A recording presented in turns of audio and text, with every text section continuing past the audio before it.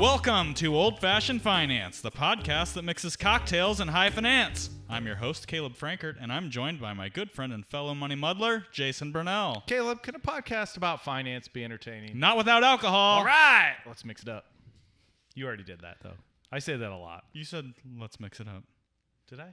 Yeah, but I was looking for more enthusiasm, I guess. I did like a fist pump thing in the air. Let's mix it up. I'm going to need a little more energy Come on, from man. you today. Stop accentuating my bad mood. Gosh. Well, be in a good mood. Be a friend. We're drinking. I really want to drink. It's a weekday. We're talking about finance. Oh, weird. I just touched your... All right. Okay, we're starting off extra awkward today. Yep. You probably won't be able to read this time either. Yeah, that was a bad one.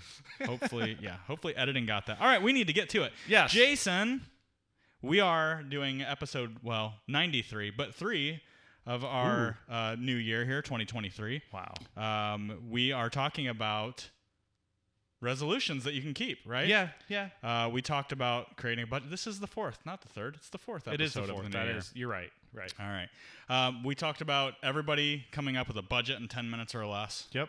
Hopefully you've done that. We also talked about kind of the next thing out of the budget, which is where do I start saving? How do I start saving? What are effective ways to save? Yeah, some actual strategery around saving, right? So we did that. Let's say we've had a really busy year, right? You did your first budget. Ooh, good job, guys. Then you saved your emergency savings. Yep. And above and beyond, you funded all of your sinking funds, and now 3 weeks later, you're wondering, what do I do with all of this extra money when it comes to the next step, which is retirement savings? So you have to budget a little for bourbon, right? I mean, that's... Well, of course. But that was a few weeks ago. But that's you already not budgeted the 15% for bourbon rule we're talking about. No. So we're not going to dive in just yet, but we are going to be talking about that next step. Yep. Which would be tuning up your retirement savings. And it's the beginning of the year, so we've got some new numbers to work with. So this should be informational. Yeah, they're not in my brain yet. I still have to, I'm like working on downloading. No, I don't have these memorized. I think we had 2, well, it was going back to Secure Act. Yes. The first Secure Act. Correct. Man, a lot has happened. 2019. A lot has happened in a few short weeks. That COVID Eve. Yes. Well, yeah, and that's why a lot of people... I remember like that bill was passed and it was like it never happened. Yep. It was the most bizarre thing I remember ever. Secure Act of 2019 passed and COVID hit and the tax deadline was pushed back. I think a lot of things were pushed back, but I was helping clients explain to unfortunately, some of their tax preparers. Yeah. Oh, yeah. Some of the changes that had taken place. For sure. So, yeah. anyway. Well, I mean, taxes were delayed. It was crazy. Yeah. Okay. Right, So anyway, drink. let's get into the drink. What we're drinking today, Jason, I don't know why. It just sounded fun and it looks fun. Look at that. Oh my goodness. We're drinking Mexican Manhattans today. What a pretty drink. I know. Well, I mean, Manhattans they're cool looking drinks. This looks awesome. This is similar to your traditional Manhattan, but with a twist. Okay. So we've got in our glasses today 2 ounces of tequila. Tequila. Tequila. Did I say tequila? Tequilo? Tequilo? All right, it's tequila. We got 2 ounces of tequila. We've got 1 ounce of sweet vermouth. And I'm going to always say thanks to our attorney friend next door who turned us on to Carpano Antica sweet vermouth. Yes. It's the only way to go. It's the staple. If you're in a pinch, you can buy the $3 Rossi, Martini Rossi. Yeah, and we just finished our first bottle of that because we had been buying this. We've gone through a lot of Carpano Antica. So definitely worth the extra money. But yeah, really it's 2 parts, 2 ounces tequila, 1 part, 1 ounce sweet vermouth, 1 dash of orange bitters. I'm sure you're like a little generous on that dash. I'm always generous with the Angostura bitters, but not as much on the orange bitters. Although, let's just say this: I changed the little nozzle on this, so it is a little bit more generous. Ooh, I see. Yeah. Okay. So yeah, I like orange bitters a lot. Yeah, so. Bitters. I mean, we could get lost in the world of bitters, quite honestly. And of course, like any Manhattan, we're going to garnish that with the best of the best, the maraschino cherry. Maraschino. The Luxardo maraschino Whew. cherry. So, all right. Okay. You're chomping at the bit. Let's do this. Cheers. Cheers.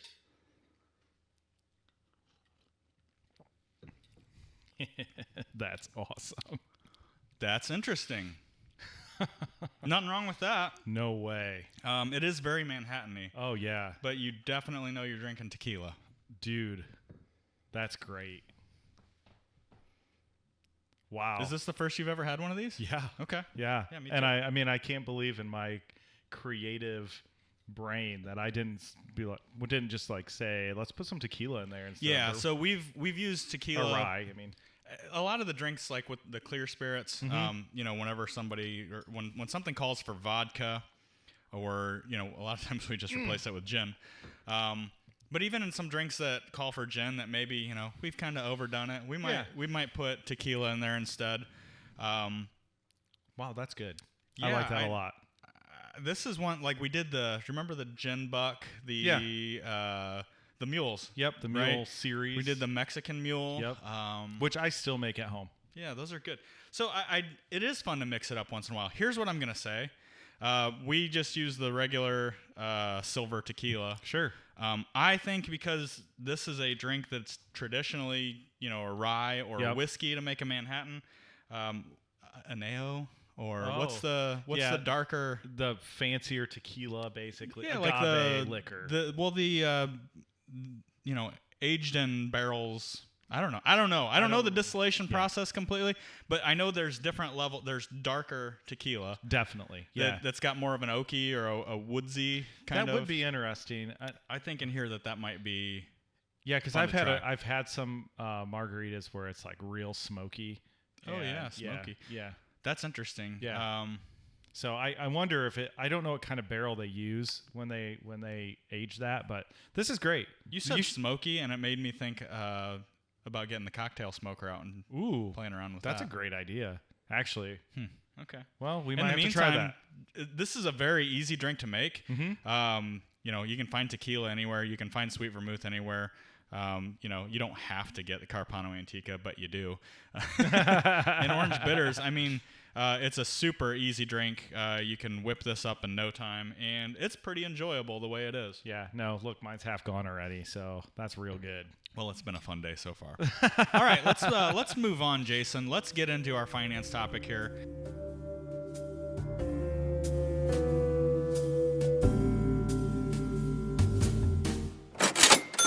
So again, just to kind of recap where we've been so far this year, we want to make sure that we're setting good, attainable New Year's resolutions, and we're continuing yet again with that theme.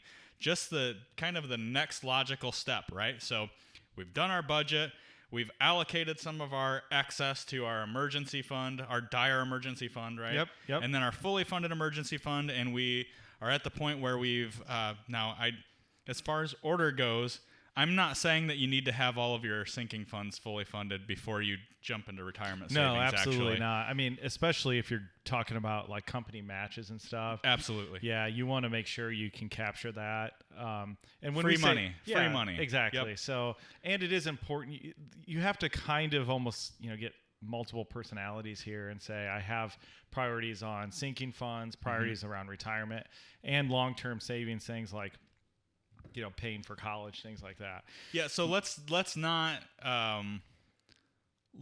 make the mistake of putting a Disney vacation, right, even kids' college ahead of retirement savings. Correct. Okay, yeah. so Yeah. This is where we would diverge from some of the Dave Ramsey methodology a little bit, just because guess what? I'm a person, and I understand people, and we get. I'd say exhaustion.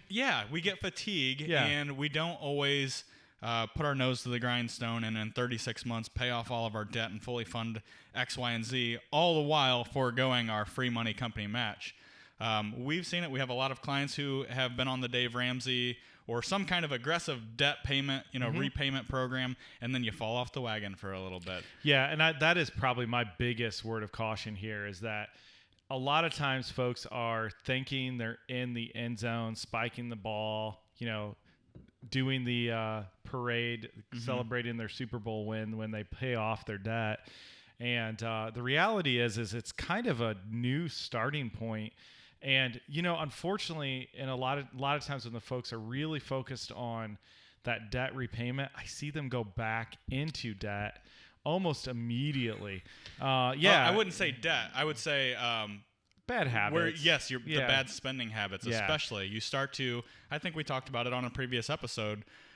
You hit some goals, you get out of debt, you see all the extra money in the budget, and you go, well, for crying out loud, I'm going to pat myself on the back. I deserve this. Yeah, so I'm going to buy a bottle of Calumet 16, darn it. Probably the most dangerous words in finances. I deserve this, now you do, to an extent, right? Nobody deserves crap as far as I'm concerned. Oh, okay. So, at the end of the day, you have to be responsible. Yes. And but you, in my opinion, and I think you would agree, you don't go through this start to finish without celebrating victories. Yeah, no, that celebration is different than I deserve this, okay? So you have to change your thinking. I do deserve that bottle of 16-year Calumet. We have one on the shelf, man. But I do deserve it. I deserve it. I'm worth it. And gosh darn it, people like me. You are worth it, but you don't deserve it. I'm smart enough. I'm good enough. What was is it Stuart Smollett? Yeah. What's his name? And doggone it, people like me. Yeah. You're right. But I think the gist here is, you can get really, really laser focused on one part of it and then totally forget about the retirement savings for a while. Right. Giving up, and gosh, it's not as common anymore. But Jason, I've met with folks who, I'll get around to enrolling in my 401k. Can I bring that stuff into it? Yeah, sure. We take a look. Holy crap, you've got a 10% company match. Yeah. That's a lot of free money you're leaving on the table. Exactly. So, yeah, and I think that's an important note. I mean, nobody likes dealing with passwords and usernames and talking to HR. I mean, God bless all our HR folks, but listen, it's just a difficult step for an employee. And that's why, the legislation now is I was going to say, it's getting easier. Yeah, they're just saying, we don't care what you want to do. We're putting some money into this 401k because you're getting free money. Yeah, so. You have to actually go unenroll if you're going to avoid it. Yeah, but it's true because, there's I guess I shouldn't say a company in town, but, I know people that have worked for a company in town for 10 or 15 years. That never really told their employees about their retirement plan or never really prioritized it. Sure, right. And for a lot of them, after working for the company for so long, they're just starting their 401k contributions. Yeah, that stinks. So, like you said, a lot of this new legislation, the Secure Act 2.0, which we're going to be talking about throughout the year for sure, especially as we get closer to tax time. Right. Because there have been a lot of changes. This episode is going to be more affected than some of the others by the changes. But yeah, there is some legislation to make it a little bit harder to just completely avoid your retirement savings. Correct. Yeah, for sure. Right? For sure. So, yeah. So let's say that we've gone through these steps. We've worked out our budget. We've plugged money away into our savings account. We have our emergency savings. We've got some sinking funds socked away, and we really, really want to get aggressive. Let's say you were automatically enrolled with a 3% contribution, and you got your company match. Where are we? What are we shooting for? What's the target, Jason? When we've got some extra money and we want to start really, really, I say, doing some damage when it comes to your retirement accounts. Yeah, I mean, the target I shoot for is 15% of gross. Gross. Okay, that's important. Yeah, so it's real important that you look at the gross number because again, there's so many things coming out of the paycheck on a month-to-month basis, and I'm pretty strict about not going over that. Okay. I do want you to have fun. I want you to live. I want you to enjoy the Disney trip or wherever you want to go. But the 15% is the boundary that I like to see. And that does not include the company match. Okay. Good point. I was going to say also, I think the 15% rule does not necessarily mean just your company's retirement plan. Absolutely not. Yeah, this is retirement vehicles, everything that's available to us. I mean, we subscribe to the notion of using the company match up to its point. We love 401ks, 403bs, but the reality is you don't have as much control. Less, no matter how robust the plan, right? Less retirement or less choices from an investment perspective, less visibility potentially. So I really recommend that you put up to the match into your retirement plan. Take all the free money you can get. We've said it over and over and over again. Yep, and then we're going to max out things like Roth IRAs or traditional IRAs. simples and SEPs. If you're self-employed, you got a side hustle. I mean, so many people are driving for Uber or Lyft nowadays. Right. Don't assume that just because you work for yourself that the tax code is not designed to benefit you. No, in fact, it does. That's something I did not have written down for this episode. However, there have been some changes with Secure 2.0 that's going to make it even better for self-employed folks. Absolutely. So whether it's people who are getting a great company match and also have more room in these other individual retirement accounts. For sake of understanding the plans, I mean, if you want a SEP, you could just sock away so much money. Usually or a simple, which is anything but simple. Yeah, and I mean, a simple is basically a small company 401k. 401ks come with a lot of baggage for small business owners. Record-keeping fees, setup fees. Yeah, and it's not that it's impossible, but it's just one of those things. But so 15%, ignore the match, and get your up to the company match and your company's retirement plan. The rest goes into an IRA. And then if you are still left with dollars, we go back to the company retirement plan, just to clean up the 15%. Yeah, and you're getting kind of into that order of savings that we've done a while numerous ago, times. I guess. Yeah. But we have highlighted that on the program here a little bit. Let's be as clear as a bell, as clear as this silver tequila bottle. I'm going to need a refill here because this is real good. Pace yourself. I had a bad day. Well, it's good now. It really wasn't. I'm just joking. I know we have educated listeners. We have smart people that can do math for sure. But let's just reiterate. Your gross is $100,000. It's so easy to forget after everything comes out, and you get your, you base things like you would with a budget. What do I have left over at the end of the month to work with, right? Make sure you're basing this 15% off of growth. If you're making $100,000, you should, between your 401k and your IRA options or 403b, whatever you have available, putting about $15,000 into retirement. That's the goal. That's we're not talking about you're starting out today and this is the entry point. No. But let's say you've got, here's a scenario. You make $100,000, your company does a 3% match. Okay, cool. You should be putting at least $3,000 into your 401k. Okay, Absolutely. so there's $6,000 going to your company retirement plan every year. Right, 3% is yours, 3% is the company's money. Now we go to the Roth IRA. Here's where this is really important because Secure Act 2.0 has changed these limits. Okay, so under 50 for this year, under 50 for the for us, right? We're maxing out our Roths. We get an extra $500 bump this year. Woo. Okay, so $6,500 can go into our Roth IRAs. So you're making $100,000, you can contribute to a Roth, right? 3% goes in, they kick in 3%. Cool, that's extra money.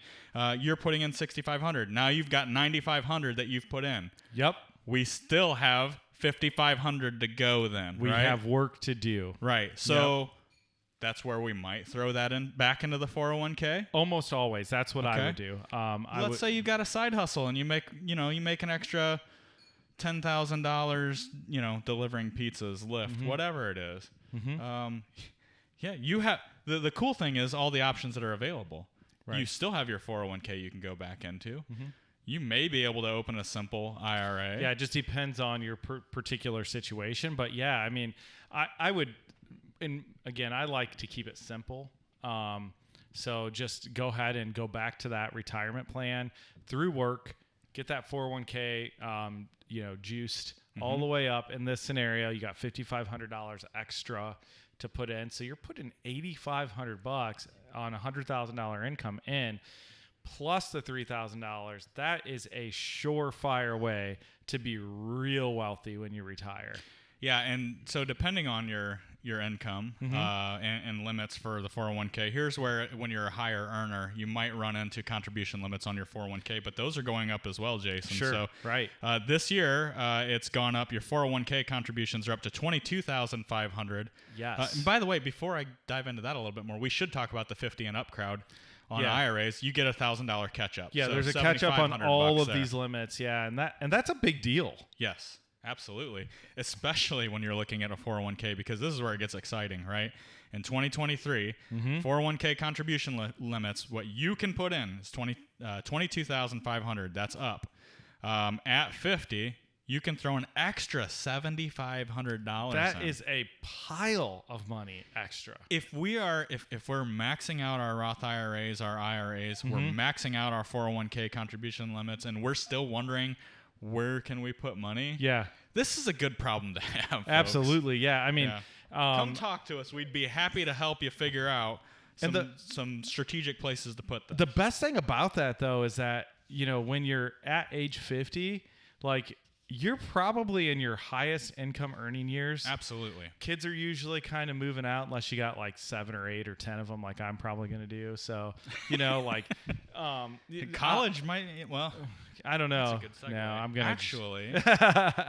What? I mean, while we're talking about the Secure Act 2.0, yeah, I mean, 529s could be a place that you stick some of the extra. This is very interesting. This just came up this week. So we look so smart.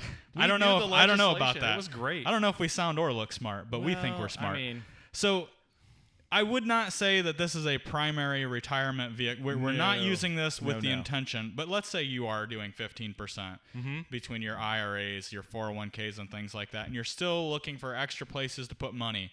Your sinking funds are funded. Your emergency fund is more than funded. Yep. You're looking for places to earn extra money. There's always non-qualified brokerage accounts and things like that. Absolutely. But this is where I start to get into, okay, now I'm going to start to look at maybe funding my kids' college. Okay. Yep, absolutely. And this 529. 529 accounts. And again, we just found out legislation changed. Those funds might actually be able to be used for contributions to your retirement accounts, which is real fascinating. Now, don't get like everyone gets super excited. It's not as great as it sounds. But it's still a way for you to kind of like hedge your bet. If little Timmy decides, he's going to do underwater basket weaving instead of become a physicist, you might be able to put some of that money back into your retirement account. Or let's say they go to, I don't know, I was going to say trade school, but that generally counts. I mean, so, yeah. Well, let's say college isn't in the future, but right. you can overfund these things with gift tax provisions, which went up to, I believe, $17,000 this year. Yep. But that's just so you don't have to file the gift tax return. Yeah, you can also pre-fund them years in advance. Yeah, so I mean, not to get stuck in the weeds too much, it's just nice to know that, again, when you're looking through these orders of savings, you get that 15% checked. There are a few other options where I start thinking about things like funding college, paying houses off, things like that. Starting a side hustle business, who knows? I think there's a lot of options after that. Stocking your bar. Yeah, exactly. Yeah, and that's why I think it's so important for us to like draw that line at 15%. Yeah. If you do it, which makes you super weird. Most people don't do it, okay? I mean, how many clients walk through our door on a regular basis and are saving 15%? And asking you where can I direct some of this retirement money, right? It's so rare that it's mostly you actually run into the point, and this is a problem that some of our clients have. They don't see it as a problem, but sometimes we're like, hey, spend some of this. Right, exactly. For crying out loud, you're never going to run out of money. Right. You did too good of a job of saving. And in fact, we've highlighted the good things about this legislation, but let's be honest about Secure Act. Right. If you've done too good of a job saving for retirement, you could be putting your kids, whoever is inheriting this money down the road, because you'll never spend it all. Right. You could be putting them in a real tax bind. Yeah. So if you're saving like 30% of your income for retirement, this isn't. I think that's where a lot of folks, get confused with when we talk about retirement savings, that they think that we're just going to tell them to like put everything they can, and now it's kind of those debt payoff folks that have that mentality where it's like, they're all about like being like they get addicted laser focused and they're like, what's the next goal? They're putting like thermometers on their wall trying to reach the next goals. They're junkies. Yeah. And I want them to strike a balance. Okay. So the 15% boundary is really, really critical here. And, I think that's giving you permission to do the other things, and that's when it gets kind of fun for us, because what I'm finding too is the folks that save 15% or more, they start to think about, how they can change their communities, how they can change their kids' lives moving forward. And I think that is I think that that's really kind of a special part of what we do. But again, new year, you're thinking about what to do. We want to make sure that you've done a good job. You did the 10-minute budget exercise. Yeah. You are starting to learn what your spending habits look like. You're maybe cutting back in areas where you're like, I really don't need, 47 streaming services on a monthly basis. And you're realizing that I have extra money on a month-to-month basis. Now honing in probably behavior you're already doing, it's just going to be really beneficial. And I'm excited to, to share, like, listen, the 15% boundary it's ample. Mm-hmm. The math works. Yeah, quite honestly, I've had people ask me before, what is it about 15%? And you know what? There is a reason, I think, for that rule. There's probably a math reason. Yeah, okay? I mean, no doubt. But I'll just say, people who are saving 15% of their gross income for retirement do not have a retirement problem. Nope. And we've seen that time and time again. So I think it is important, though, that that we revisit this regularly with folks so they know that, okay, we hit the 15%. Now, what do you want to do? Yep. I think that's really cool. So well, and I'll go back to some of the things that Secure Act did to, we this isn't the Secure Act episode, so I'm not going to get into all the details on this, but they extended the God help us if we have a Secure Act episode. Oh, don't worry. We have one coming up. Oh, man. Come on, man. It pushed back the required minimum distribution age. So most retirees go, yay, I don't need it, so I don't have to take it out. But what you're doing is they're squeezing the distribution window from the next generation, which means they're going to get more tax revenue from those folks. Sure, absolutely. So the 15% guardrail is almost a, hey, it's a quasi-protection. Exactly. It's to protect you from overdoing it. And to make you think about how can I, rather than pass this all on to somebody when I'm dead and gone and I don't see the impact of those funds and I might be leaving somebody with a tax problem, why not see your money work for you now or work for a cause that you support now or absolutely your kids, your grandkids, whatever that happens to be. So yeah, no, I mean, this is really good stuff. I think folks get confused when they get to the retirement savings part. Don't forget, guys, like most of this is behavior. Yes. Okay, so if you're like, I don't know what to do with my retirement accounts and where go in. The only thing you need to do at this point is get your contributions in order, number one.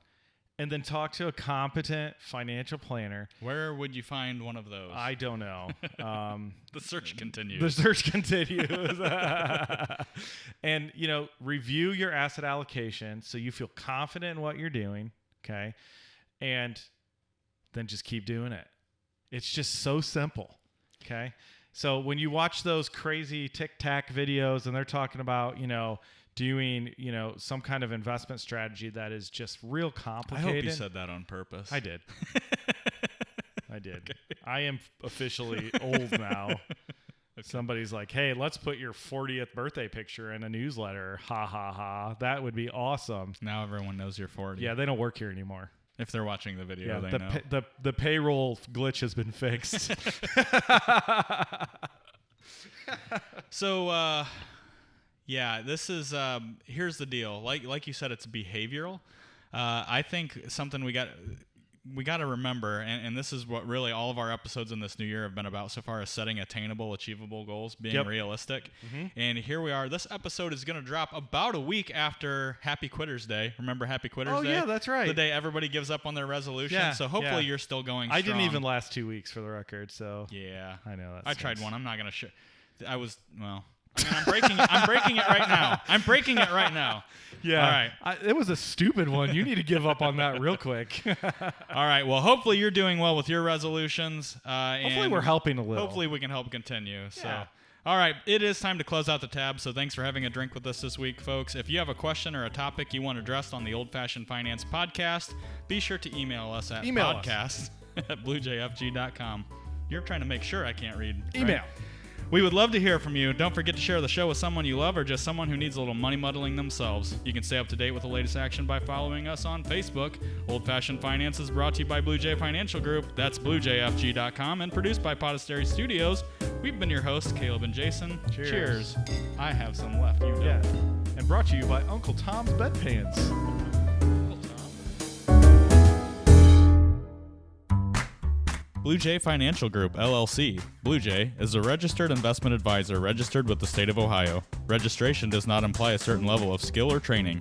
The presence of this advertisement on this podcast shall not be directly or indirectly interpreted as a solicitation of investment advisory services to persons of another jurisdiction unless otherwise permitted by statute. Follow-up or individualized responses to a consumer in a particular state by Blue Jay and the rendering of personalized investment advice for compensation shall not be made without first complying with jurisdiction requirements or pursuant an applicable state exemption. All verbal and written consent on this presentation is for information purposes only. Opinions expressed herein are solely those of Blue Jay unless otherwise specifically cited. Material presented is believed to be from reliable sources, and no representations are made by our firm as to other parties' informational accuracy or completeness. All information or ideas provided should be discussed in detail with an advisor, accountant, or legal counsel prior to implementation.